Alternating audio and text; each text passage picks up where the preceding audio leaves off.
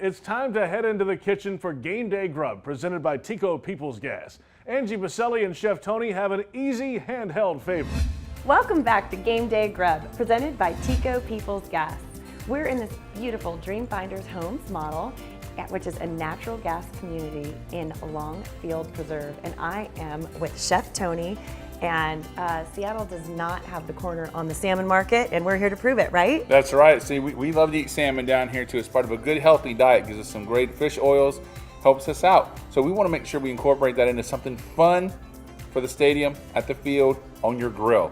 So salmon burgers it is. Show us how it's done, mister. You like a little salmon burger? Love salmon burgers. So in our food processor, I've got some salmon. I've gone ahead and pureed it up some with some mustard, a little bit of salt and pepper. I want you to add some whole wheat breadcrumbs for me. All right. And then we're going to add some shallots. Perfect. Diced beautifully by you, of course. Well, you know, I have a pretty good hand with that.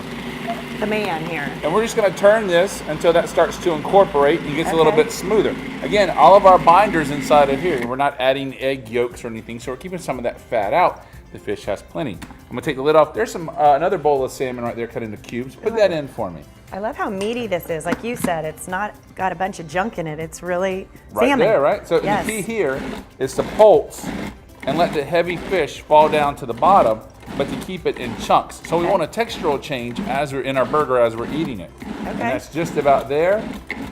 I tend to make things into mincemeat, and this prevents that. Add some of the meat later. Yeah, we can keep it, and you know, you can dice it, or you can show off your knife skills for Tony and the kids. We like the quiz. Or you can use this. It's all good. So what we're going to do is I'm going to patty this up into some beautiful burgers. We're going to put it on our grill pan, and we'll cook it off, and we're going to show the turn, if you will, how it cooks beautifully and what we're going to finish with. All right, Angie, look at our salmon burgers in our grill pan here on the stove top. Again, just going right. It's beautiful. And look, no oil in the pan. We flip it nice and easy. It is the grill pan. It's a ceramic grill pan. But look at the grill marks, right? That's from the natural gas heat. Again, over and over, this heat performs the way that we want it to, cooking our food evenly, heating our pan evenly, and giving us enough heat that we can use little to no oil in our pan to keep it healthy. So it keeps it low fat, and it cooks it perfect. It looks like you've been out in the heat doing this, and instead you're in the comfort of air conditioning. I love it. Right here in our own kitchen at Dreamfinders Home. This is a beautiful thing. Now, we'll finish this off on a whole wheat bun. Perfect. We have a little roasted red onion and caper spread, and we have some tomatoes and lettuce to go with it. And that's our salmon burger. I'm always hungry. This looks amazing.